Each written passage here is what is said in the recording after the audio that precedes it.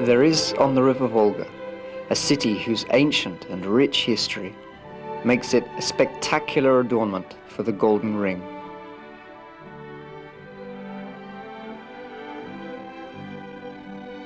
A wonderful panorama of the city, proudly rising above the water's calm, opens up before every traveler cruising on the Volga. Like an ancient custodian, it stands at the confluence of the rivers Volga and Kotorosl, guarding the tranquility of the ancient Yaroslavl lands. Contemporary Yaroslavl is a city of space, with wide avenues, streets and squares. But the real pride of Yaroslavl is its uniqueness of character, its charm, and its distinction from other Russian cities noted for their 17th century architecture. At that time, construction in the city reached its peak. An unusual school of architecture and fresco art had developed in Yaroslavl by that time.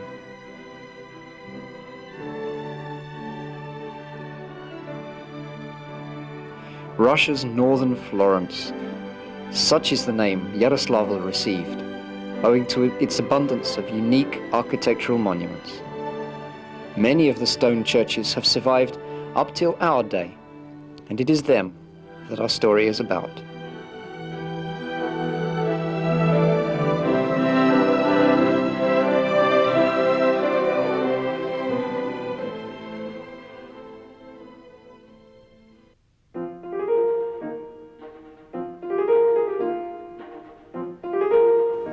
One of the major architectural and historical complexes in the city is, without argument, the Yaroslavl Historical Architectural Museum Preserve, which is housed in the territory of the former Spassky Monastery. At the start of the 13th century, under the princes Constantine and Vsevolod, these lands lay just outside the city walls. But the city grew, and in time, the monastery found itself in the central historical part of Yaroslavl.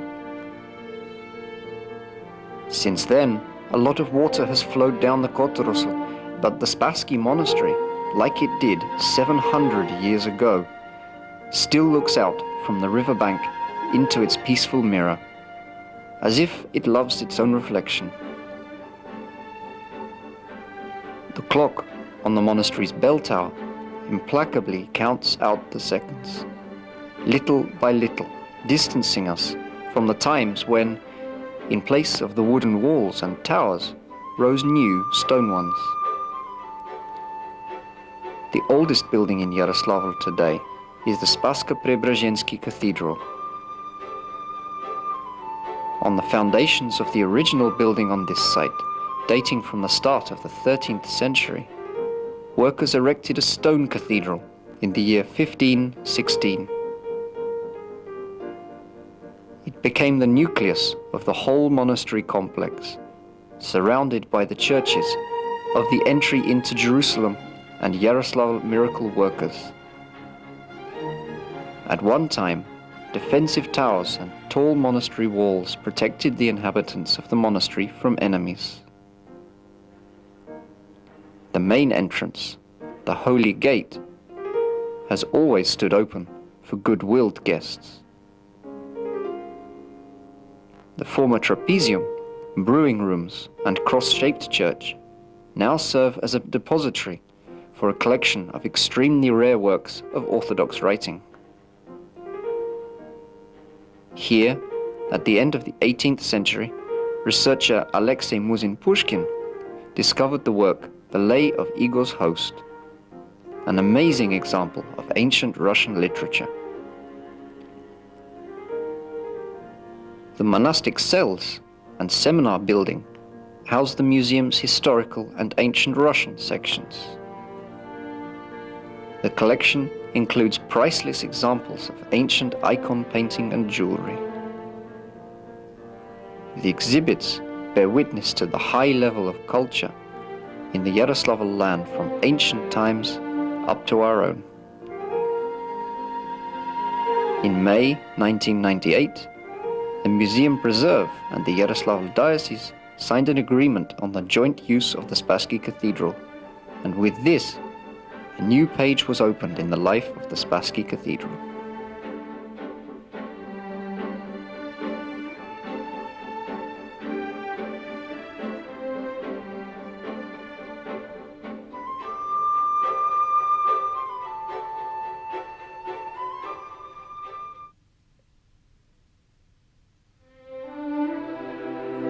The pearl of Yaroslavl, its very heart, is the cathedral of Elijah the prophet. The city's streets radiate from it like rays in all directions. And along these streets come people attracted by the fantastic beauty of the cathedral. It was built on the wealth of the famous fur buyers and pearl and jewel traders, Anneke and Hifente Skripin.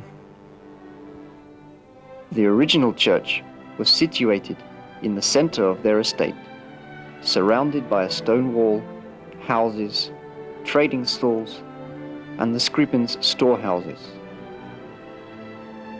After reconstruction in 1778, its excellence became even more visible. The five-domed church forms the center of the ensemble. The shapely octagonal bell tower adjoins the western side of the porch and seems to counterbalance the harmonious spire of the Church of the Deposition of the Robe. The northeast wing is rare for Yaroslavl in that it is topped by several rows of shells. Visitors ascending the wide stairway into the church are greeted by arches covered with a veritable carpet of frescoes. This is what the famous expert of ancient church painting, Professor Pokrovsky, said about the church's frescoes.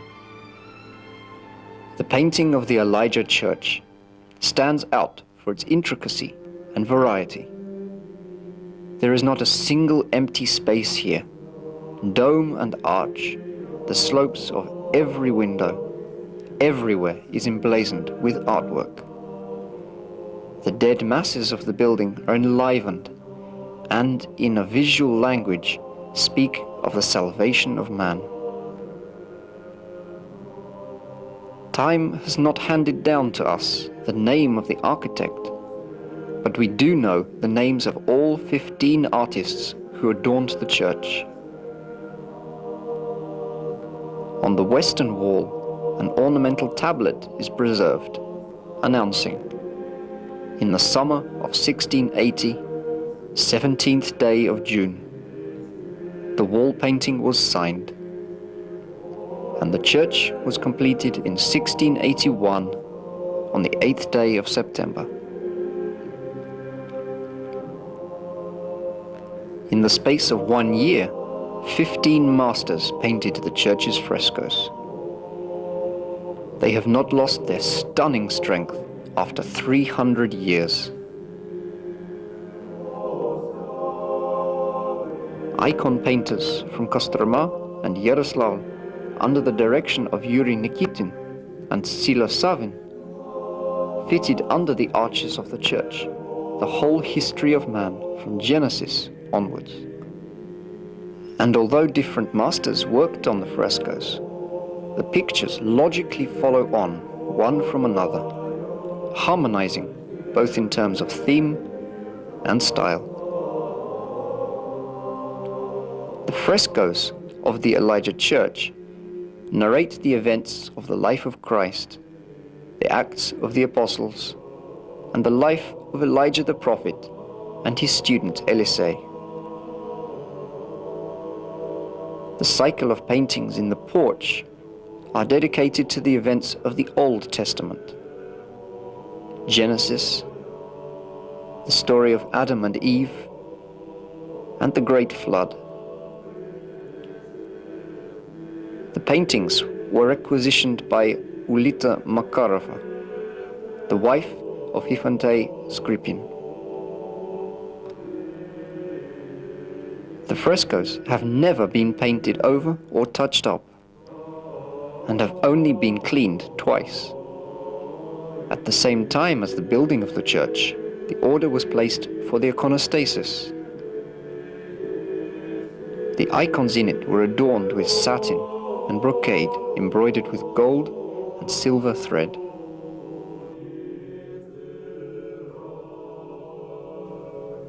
Alongside the icon of Elijah the prophet in the desert, visitors' attention is invariably drawn to another icon, John the Baptist in the desert, and the image of the Holy Mother of Tikvinskaya.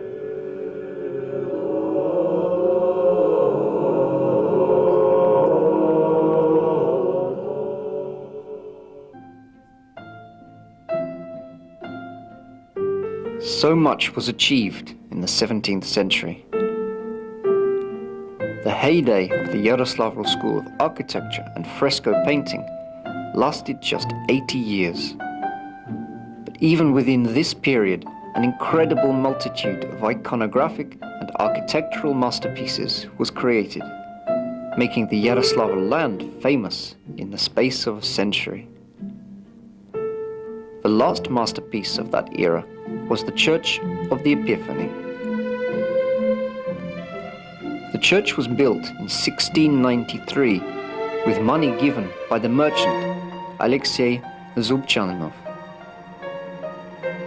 The main novelty adopted in the design of the church was the absence of internal columns. The church is adorned with 2 rows of asymmetrical shells. Above these rise the small but shapely stems of the domes, reminiscent in form of the flames of candles. At the same time as the church's construction, it was adorned with multicolored ceramic tiles.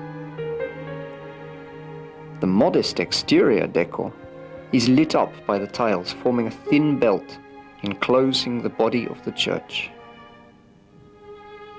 In the pattern on the facade, only 2 types of ornament are used, but the impression is created of a riot of color, thanks to the skillful combination of different colored tiles.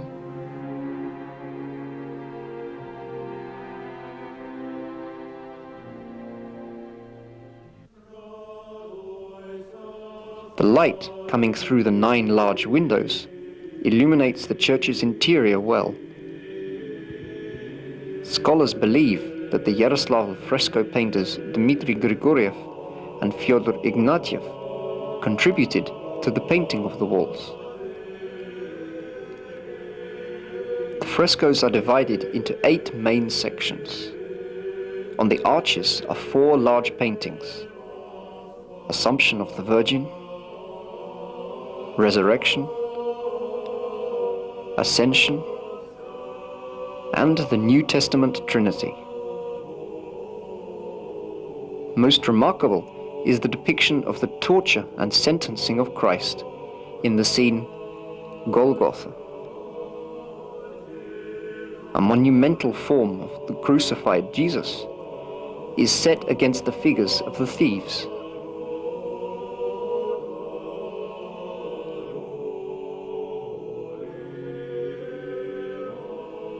The wall paintings are set out on a principle of symmetry by subject. Thus, while on the south side of the scene of the Sermon on the Waters is depicted, on the northern side is Walking on the Waters.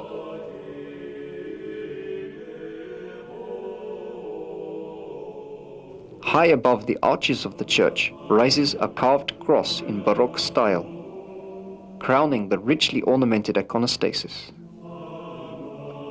Judging by the magnificent Baroque forms and fanciful carving of the cross and the iconostasis itself, they were probably carried out under the influence of Ukrainian masters.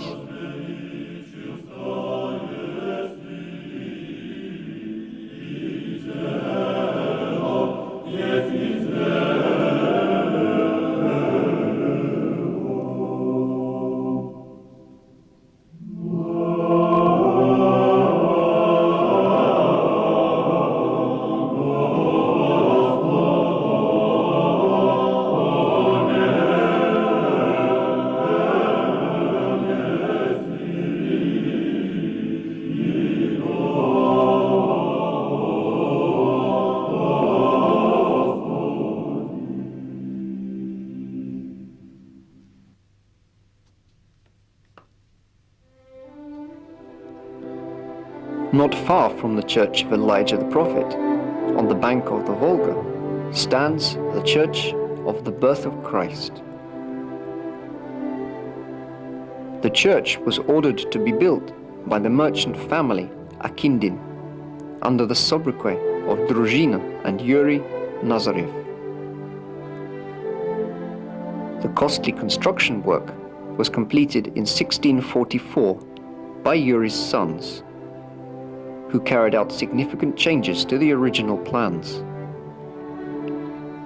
Thus, in the second phase of the church's erection, in addition to the main building, was built the Kazansky wing, a square tower. A cross crowns the domes of the tower, an example of the artistry of Yaroslavl's blacksmiths. In the decoration of the church, glazed tiles were used in Yaroslavl for the first time, covered in a green glaze. In their time, multicolored tiles also covered the domes.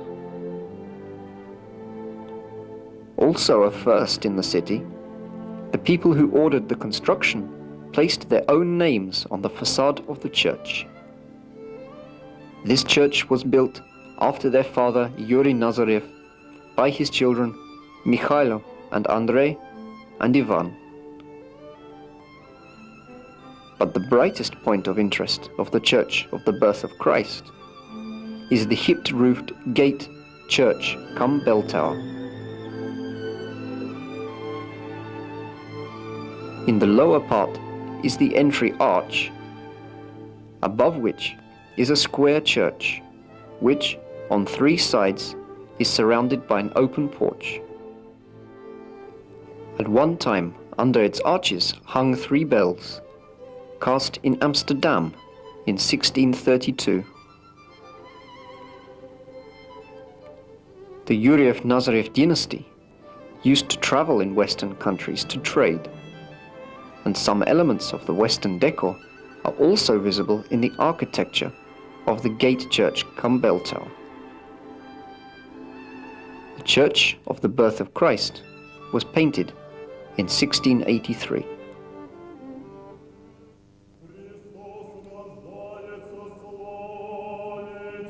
The church's frescoes stand out in terms of their especially warm coloring. The most notable is the incredible composition entitled "Every Living Thing Praises the Lord." This is a painted hymn to the environment.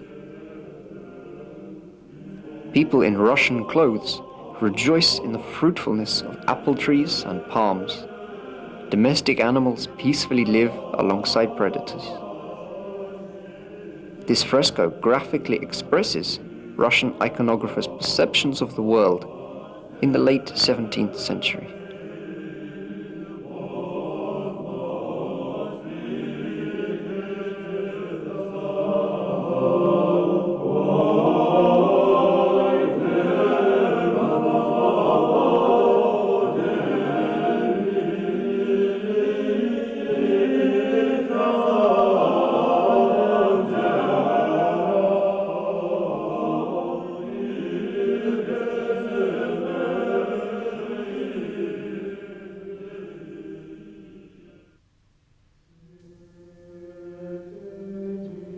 A little further up the Kotorosl River, on its right bank, stands the Fyodorovsky Nikolopinskaya Church, built in 1687.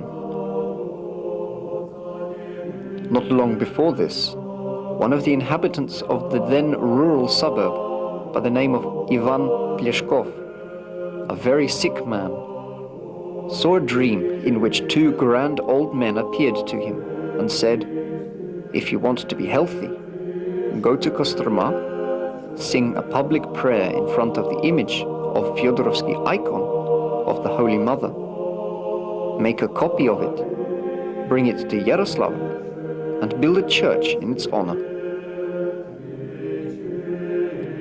Ivan did exactly as the vision had said, and he soon recovered.